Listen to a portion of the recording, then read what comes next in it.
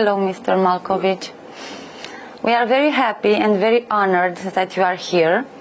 Thank you. And I will explain why. This movie means a lot for the Romanian people because it is a famous Romanian who succeeded in the world. How do you see this beautiful story from a side? Well, I think he was a fascinating man, really.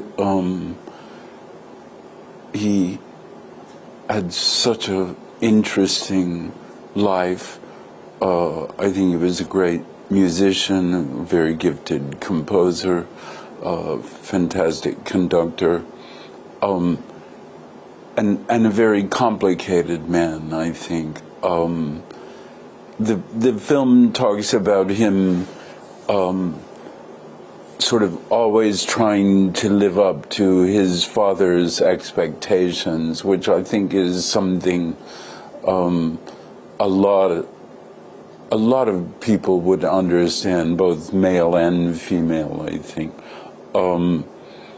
But I thought he was a super interesting person, and one of the things that made him very controversial was the fact that he didn't like recordings of music. He believed music should be heard in the hall. And that's a kind of quite a conflict in the film, with most especially with his son.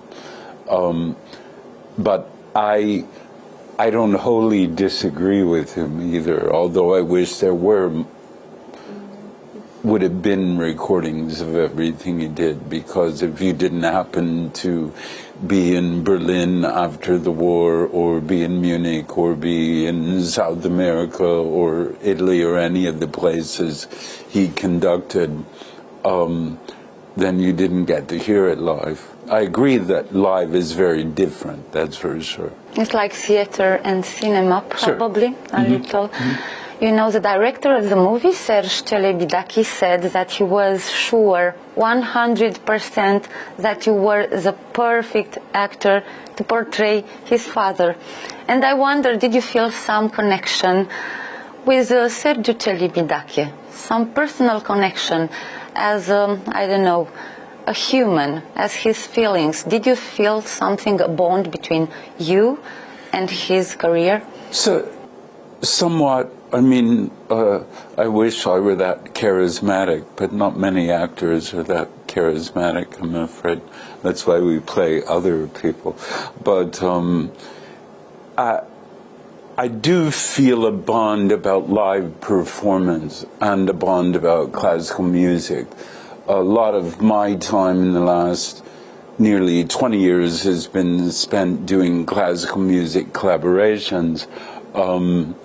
And so I have a great love of the music, which certainly he had, but he had great talent in it and great knowledge in it, which I don't have particularly. But that's something. And then, as I said, the bond of live performance.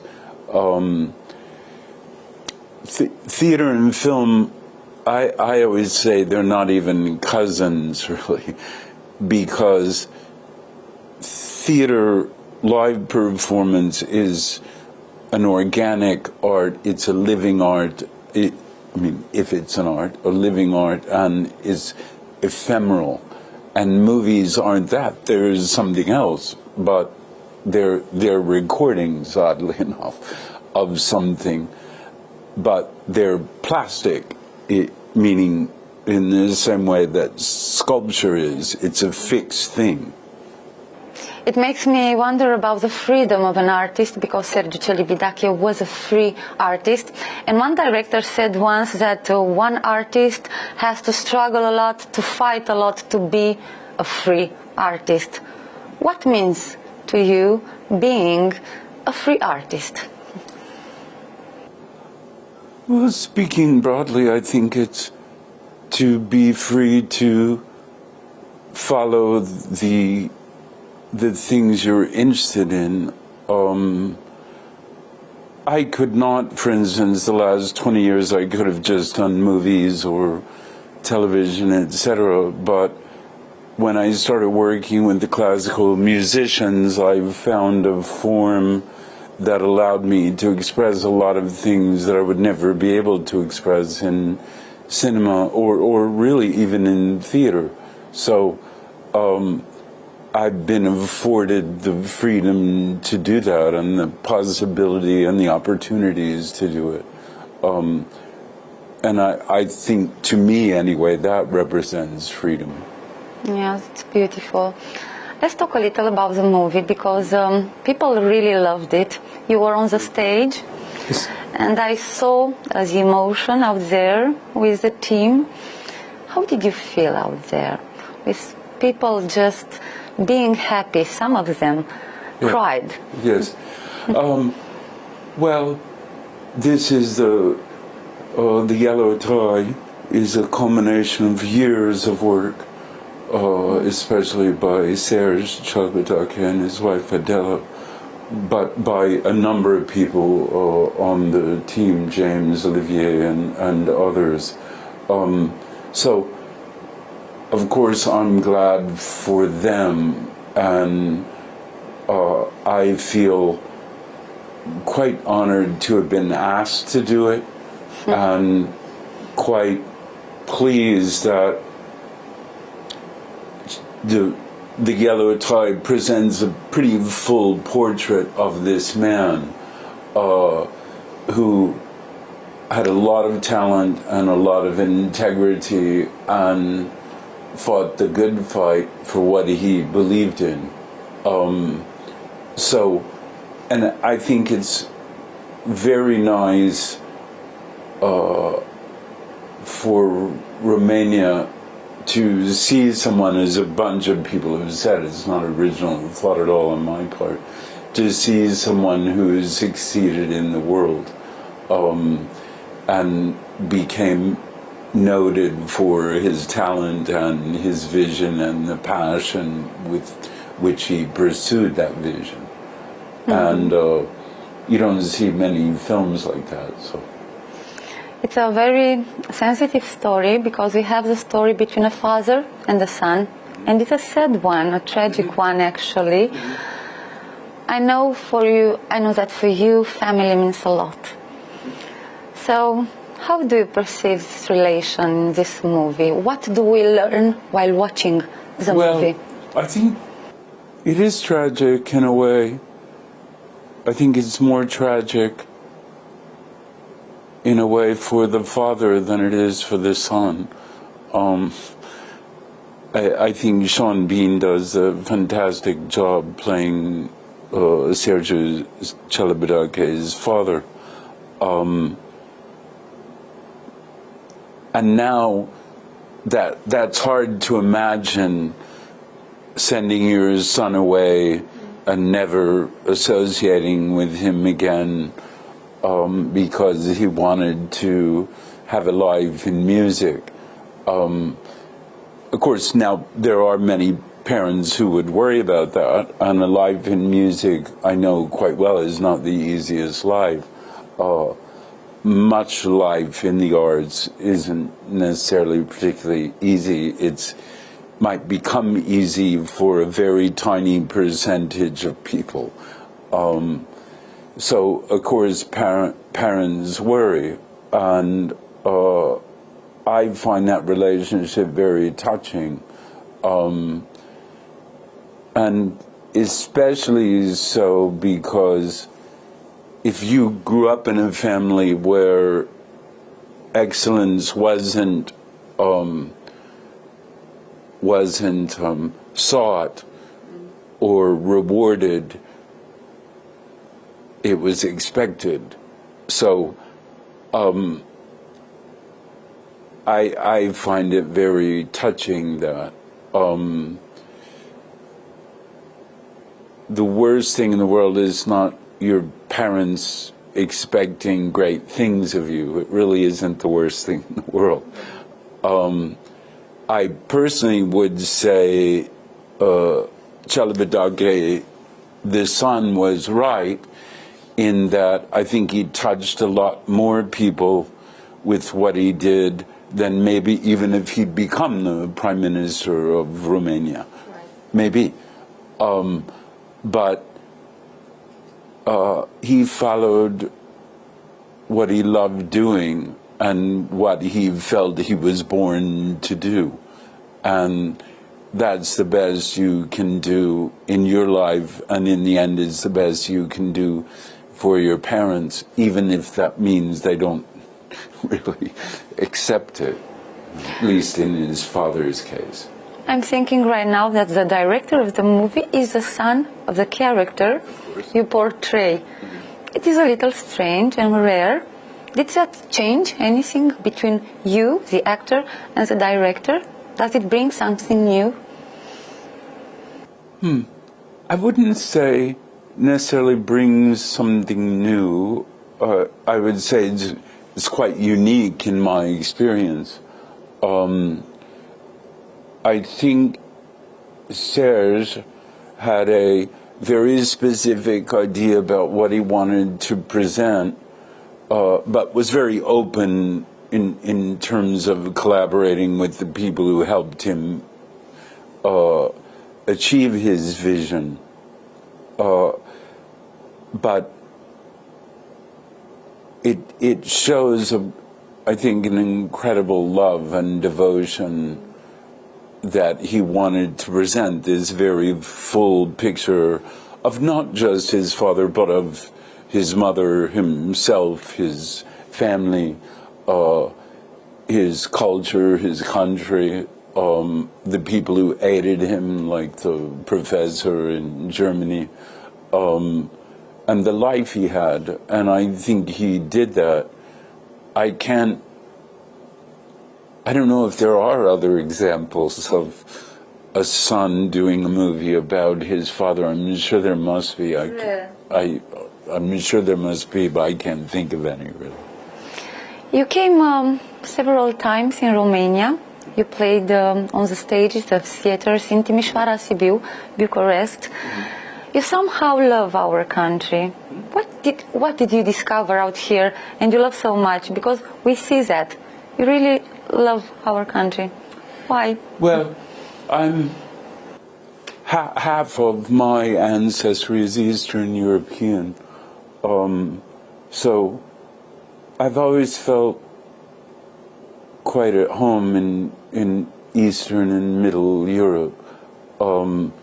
I've played here a lot, which I think is a beautiful country and lovely people and smart and talented, who I was just thinking today going around, a friend of mine said, would you take some photos? He doesn't know Bucharest, and I said, yeah, I'll try. I couldn't go out for long today, but you realize just all the changes from the pre-Habsburg time, which was, after all, I think something like 600 years. Yeah. And looking at Romanian history, I love the two outdoor museums, the one here, which is not very big in Bucharest, but the one in Sibiu is quite huge, fantastic, where they've just taken whole buildings and transplanted them into these outdoor museums, and just looking at the sort of how the civilization developed and what the various things came to and the various styles were, and all the beautiful churches from hundreds of years ago to now. A lot of great writing came out of Romania, and many very hard times in Romania. The most recent being obviously Soviet times, and then conversely after the collapse of the Soviet Union. So I think like a lot of Eastern Europe, there have been very hard times, but I always feel very at home when I come here, or Hungary, or Serbia, or Croatia, really everywhere in Eastern Europe, everywhere. So a DNA test actually told you that you are 43% I think 43% Romanian. Yes. Probably that's why, or only a coincidence. It always seems familiar. Yeah. My other grandmother, who was Scots, she would never set foot in our house because she said when she was invited to our house, she would say, "My God, it looks like a bunch of gypsies live there." And she was pretty hilarious, my grandmother on that side. But for me, it just seems a very familiar place with very familiar faces. And to me, it feels like home. So in the end, I would like to talk a little for the people who will watch this movie, because I'm certain you have a message from the point of view of the actor who understood how to portray the life of a character we know from books or from history books. What would you tell the audience in Romania, but not only in Romania, also, I don't know, in Europe, about this movie? Why is it important? I think it's important to,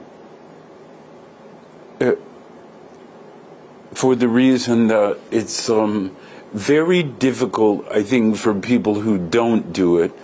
It's very difficult for people to try and understand what an artist actually does and to a certain extent how they do it. It's either a great mystery, as if it's someone from another planet, some kind of alien, or it's a kind of pretension of some kind. But an artist spends his life in the realm of the human condition, in the realm of trying to understand what moves people, what touches people, what amuses people, what helps them endure, and essentially being able to reveal what is both beautiful and tragic about people and about what they do, and sometimes about what they can accomplish. I always say the best payday, we say in American English, I ever had was the Rijksmuseum in Amsterdam asked me to do a program, the narration of Rembrandt's favorite printmaker, who was an artist called Seeger, Seeger. And they said, we can't pay you at all, but if we know you love the Night Watch, and when next time you're in Amsterdam, you come call us, you come when the museum is closed, and you can stay all night if you want, and we'll bring some wine and you can just look at it for as long as you want, which I did, and that's such a signature kind of achievement about the beauty that people can create in this world. Some take it from the real world, some take it just from their imagination, and most people combine the two. But being able to create, to kind of master and muscle that kind of that that mastery of music is a fantastic achievement, and I think this gives a pretty good idea of what artists go through and the struggles, such as they are, that they have, which may not seem like struggles to people who work in a factory or who have jobs that are far outside the realm of art, but nevertheless are struggles to the artist. So art will save the world finally, probably. I don't know if it will save. I don't know anything will save. We the hope world, so. But let's hope it. Yes. It could help a little. Thank you so much, Mr. John Malkovich, and we are waiting for you in Romania. Thank you so much.